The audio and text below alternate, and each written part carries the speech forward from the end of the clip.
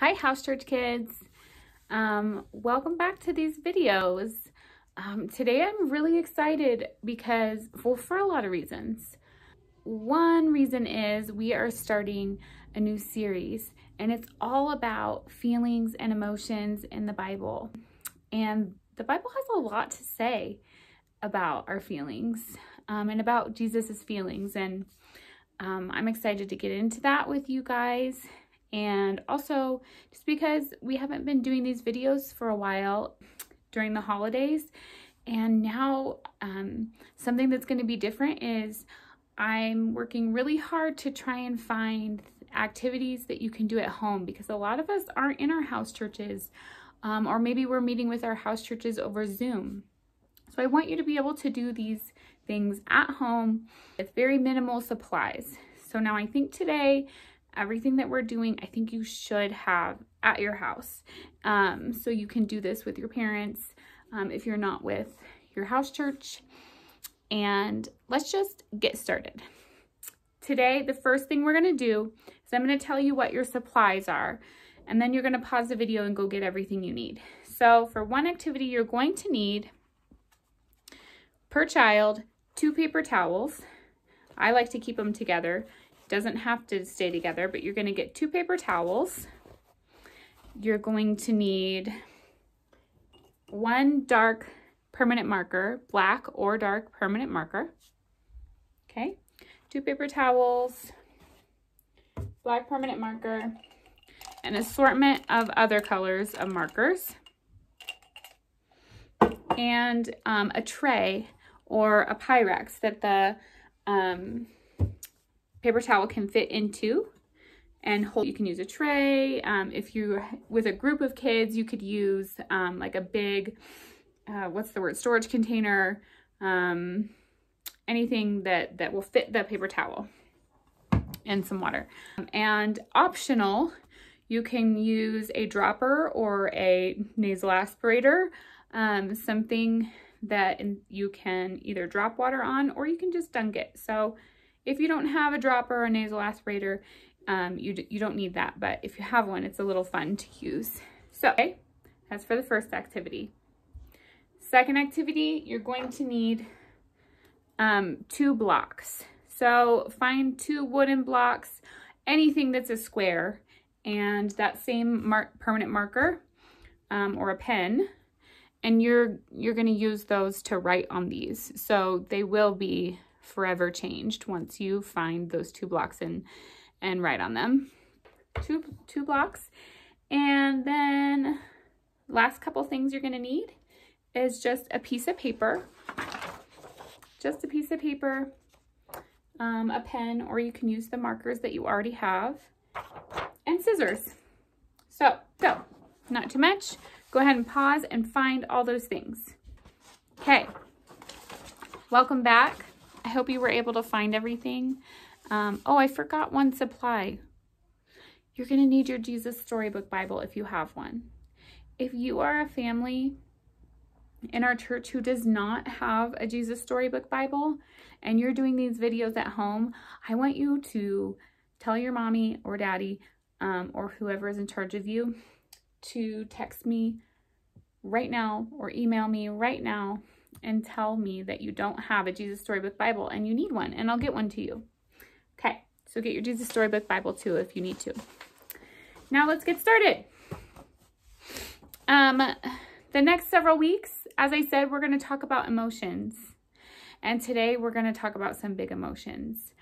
We're going to talk about how Jesus had emotions just like we did. And we're going to talk about how it's okay to be angry and sad or scared. And even Jesus was angry or sad or scared. And we're going to talk about like identifying our feelings. So let's just get started by, what's the first thing we're going to do? Oh, we're going to play a game. So we're going to play a game with our blocks. What you're going to do, or your leader is going to do, is they're going to take their 2 blocks, and on one of the blocks, they're going to write emotions on every side. Angry, silly, happy, surprised, okay? anything they can think of on each side. On the other block, they're going to write the name of an animal. So then you're going to, once you have your blocks all prepared with animals and emotions, you're going to roll your dice and you're going to be a surprise chicken. So go ahead and have fun playing that game and enjoy my acting. And take turns. Everybody gets a turn acting like an animal with emotions. Pause the video and play your animal emotions game. All right, welcome back. I hope that was silly. I hope it was fun. It was certainly silly when I did it. And we're going to move on to the next thing. We're going to read a book about our emotions and about our feelings. It's called What Am I Feeling? Oh, let me get a sip of my tea. We are also going to have a tea party or a hot cocoa party at the end. So I have my hot tea. It's called What Am I Feeling? Everybody knows that Sam likes to smile. He has the best jokes, likes riding his bike, and loves his dog, Copper. Cute. But one day before school, Dad noticed Sam was hunched over in his cereal. "How are you feeling, son?" "I'm fine. I just don't want to go to school," Sam said softly. "I feel flippy in my tummy." "Sounds like you're feeling scared, afraid," said Dad. "I don't know what I'm feeling," replied Sam. "Sam, what you feel matters, but it doesn't have to control you. Giving each feeling a name helps you know what to do with it." "Time for school, Sam," Mom called. "It's dress-up day. Come get your costume on, and don't forget, today is your turn for show and tell." Sam wasn't so sure about show and tell. "Remember," his dad said, "a feeling is just a feeling. It's not in charge of you. If you feel afraid, take a deep breath, name your feeling, and ask God to help you with it." When he walked into Mrs. Stewart's class, Sam felt flippy in his tummy. He felt stuffy in his head. He didn't want to talk. His cheeks felt hot and red. "Hi, Sam," his best friend Hudson said. "Hi, Hudson. I like your costume," Sam said quietly. "Isn't it awesome? Astronauts are my favorite." "I'm so happy today," Hudson said excitedly. Sam noticed that Hudson's feet were almost dancing, and his mouth was one big grin. There he is. You couldn't see that very well, could you? Here, you can see. Sam then saw Alex in the black corner. "I'm a pirate," Alex bragged, "and I'm building the biggest pirate ship in the world. Ahoy, matey!" Just then, astronaut Hudson came zooming by, lost control, and crash. "Oops, sorry, Alex," Hudson said quickly as he zoomed off again. He broke his tower. Alex clenched his fist, stomped his foot, gritted his teeth, and yelled, "I'm so angry! My pirate ship is ruined!" Sophie had seen the pirate ship fall. "I'm sorry about your ship, Alex. Can I help you rebuild it?" she asked kindly. "No, Sophie, I don't want your help," Alex snapped angrily. Sam looked at Sophie and saw tears in her eyes. Her smile became a frown, and he knew she was sad. Sam remembered what his dad had told him. "Sophie," he said, "it's okay to feel sad. What you feel matters. Take a deep breath, name your feeling, and ask God to help you with it." "It's time for show and tell," called Mrs. Stewart. Today is Sam's turn to tell us one of his favorite things." "That's not fair," Jenny pouted. "When will it be my turn?" She crossed her arms and pouted her lips. "Jenny," said Mrs. Stewart, "I understand you feel jealous, but you can't let your feelings control how you're going to treat others." "How are you feeling, Sam?" Mrs. Stewart asked. I feel flippy in my tummy. I don't want to talk in front of my friends. Ah, said Mrs. Stewart, you feel afraid. When I'm afraid, I take a deep breath and talk to God about what I should do with that feeling. Remember, everyone, a feeling is just a feeling. It's not in charge of you. That's what my dad says, Sam smiled. He whispered a little prayer and bravely stood in front of his friends. Today, I'm going to show and tell about my favorite dog in the world. Everyone meet Copper. The whole class squealed as Copper ran into the classroom. Sam told them about his dog. He even ended with a funny joke that made everyone laugh.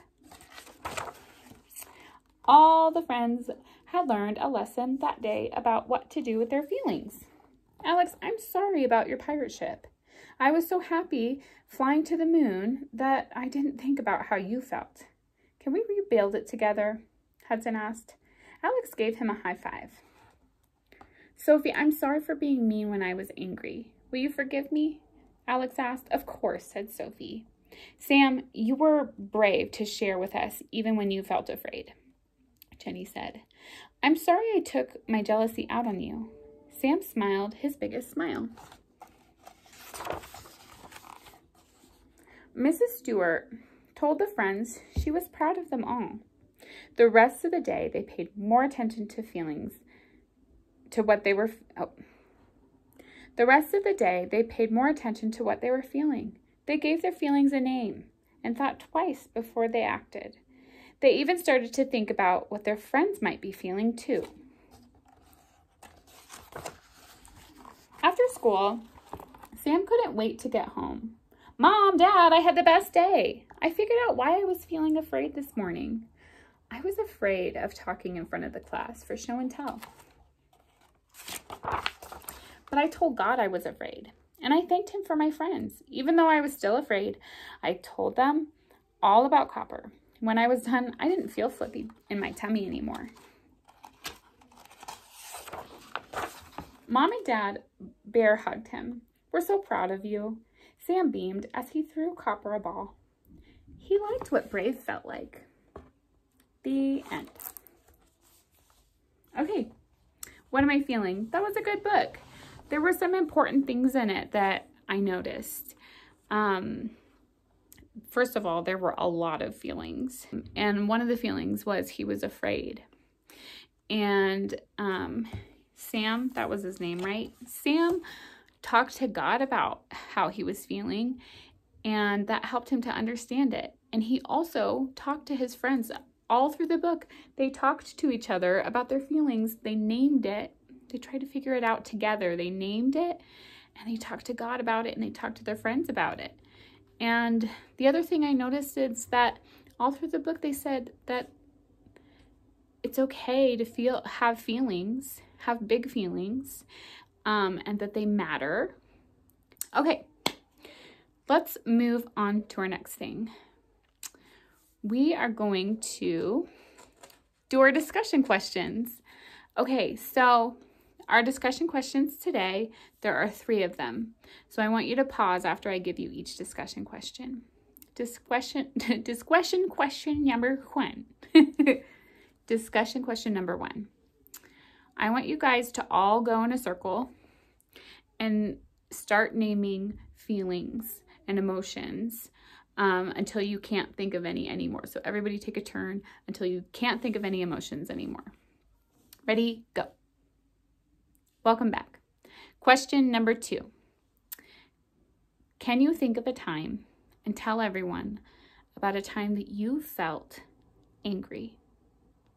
Ready? Go. Welcome back.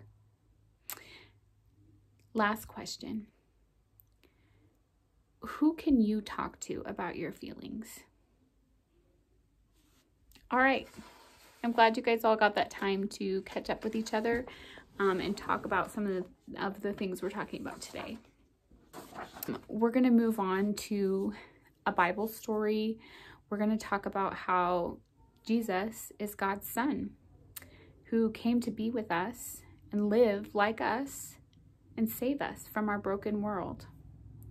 We're going to talk about how Jesus had feelings just like us. So he understands feeling angry and silly and nervous and scared and joy. So we can talk to him about those feelings. And you might be thinking, Jesus was angry. Isn't it bad to be angry?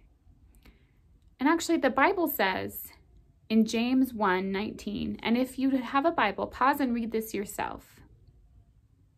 But if you don't have a Bible, I'll read it for you. James 1:19. This you know, my beloved brothers, but everyone must be quick to hear, slow to speak, and slow to anger. So the Bible says to be slow to anger, but it doesn't say don't be angry at all. That's silly. It says to be rational, to be slow to be angry, but it's okay to be angry. And even Jesus was angry. What sorts of things do you think made Jesus feel angry or sad or scared? Pause and talk about that if you want.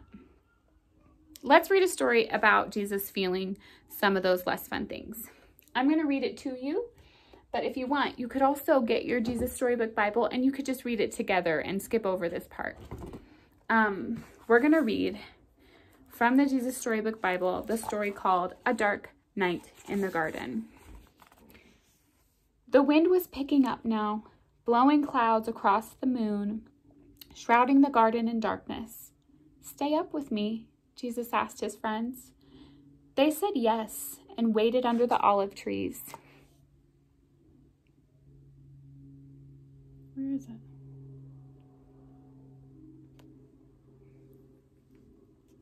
But they were tired and soon they fell asleep. Jesus walked ahead alone in the dark. He needed to talk to his heavenly Father. He knew it was time for him to die. They had planned it a long time ago, he and his Father. Jesus was going to take over the punishment for all the wrong things anybody had ever done or ever would do. "Papa, Father," Jesus cried, and he fell to the ground. "Is there any other way to get your children back? To heal their hearts? To get rid of the poison?" But Jesus knew there was no other way. All the poison of sin was going to have to go into his own heart. God was going to pour into Jesus' heart all the sadness and all the brokenness in people's hearts. He was going to pour into Jesus' body all the sickness in people's bodies. God was going to have to blame his Son for everything that had gone wrong. It would crush Jesus. Suddenly, through the trees, a glitter of starlight flashed off steel. Into the quiet garden came whispers, muffled voices, clanking metal, and the sound of boots marching. Jesus stood up. He woke his friends. "Now it's the time," he said gently. "Everything that was written about me, what God has been telling his people all through the long years, it's all coming true." And into the night, with burning torches and lanterns, with swords and clubs and armor they came, an army of soldiers. Judas led them straight to Jesus so they could arrest them. And Jesus was waiting for them. So that's kind of a sad story. In the end, Jesus does save us. And that is a story full of hope, and it's very happy. But Jesus was talking to his heavenly Father and telling him that he was scared. And in that story, Jesus was scared. He even asked God, he said, "I don't want to do this. Is there a different way? I'm scared." So Jesus understands that feeling. He understands some of these more yucky feelings. He understands what it feels like to feel angry. There's stories in the Bible where Jesus was angry or sad or scared. And in this story, he was sad and scared. It's possible he was even a little mad. So we can talk. He talked to God and he talked to people who loved him about his feelings. So we can talk to the people in our house church that love us about our feelings. They can help us understand it. And we can talk to God and he can help us understand our feelings too. So we're going to do one more activity about these big emotions. And I'm really excited because it's really fun. You're going to need your markers for this one and your paper towel and your tray.